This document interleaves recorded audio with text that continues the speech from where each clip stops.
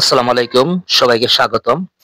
আজকের ক্লাসে আমি আলোচনা করব একটি গুরুত্বপূর্ণ কনফিউশনিং একটা টপিকস নিয়ে, সেটি হচ্ছে আমি দেখেছিলাম। এখানে আই স হবে নাকি আই হ্যাড সিন হবে, কোনটি হবে এটি নিয়ে আলোচনা করব আমি। ওকে, আপনারা ভিডিওটি না টেনে সম্পূর্ণ দেখবেন। চলেন শুরু করি। আই স সেটি কখন হয় আর আই হ্যাড সিন কখন হয়? আচ্ছা, সাধারণত যে সকল কাজ অতীতে হয়েছিল তাকে পাস্ট ইনডিফিনিট টেন্স বলে। তাহলে যে কাজটি সাধারণত অতীতে ঘটেছিল সেই কাজটিকে বলা হয় পাস্ট ইনডিফিনিট টেন্স। আচ্ছা, পাস্ট ইনডিফিনিট টেন্স এর যে স্ট্রাকচারটা কি হবে?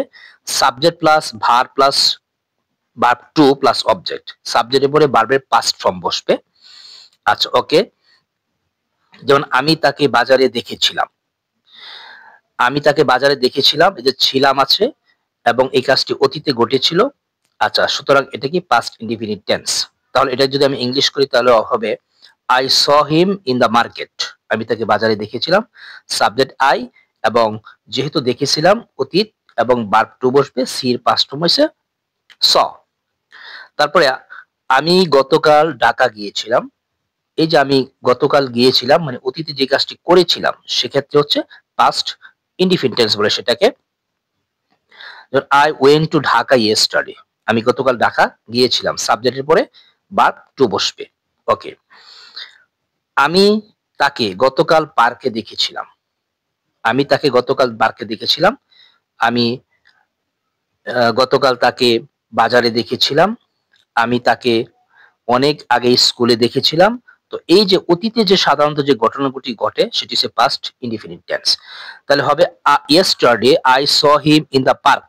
গতকালকে আমি তাকে পার্কে দেখেছিলাম।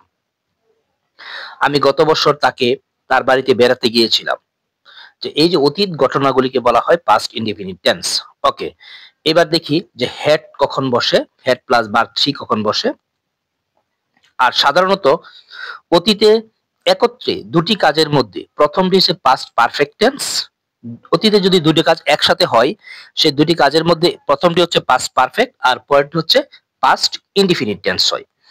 যেমন, আচ্ছা, স্ট্রাকচারটা কি আমরা পাস্ট পারফেক্ট টেন্সের subject plus had plus verb three মানে ভার্বের পাস্ট পার্টিসিপল প্লাস অবজেক্ট, এটা হচ্ছে পাস্ট পারফেক্ট টেন্সের স্ট্রাকচার।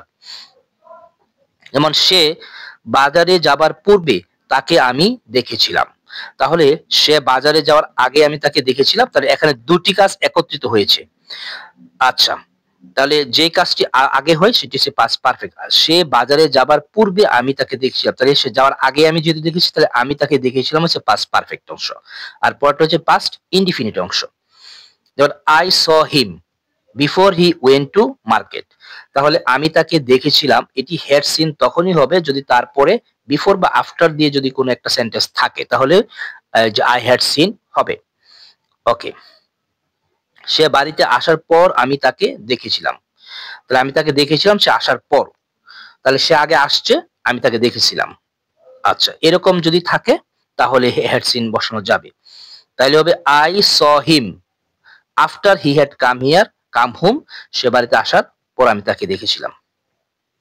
আচ্ছা, এবার পাস্ট পারফেক্ট টেন্স যদি হয় তাহলে কোন অংশটা আগে বসবে? পাস্ট পারফেক্ট, তারপরে বিফোর থাকলে বিফোর, এরপরে পাস্ট ইনডিফিনিট।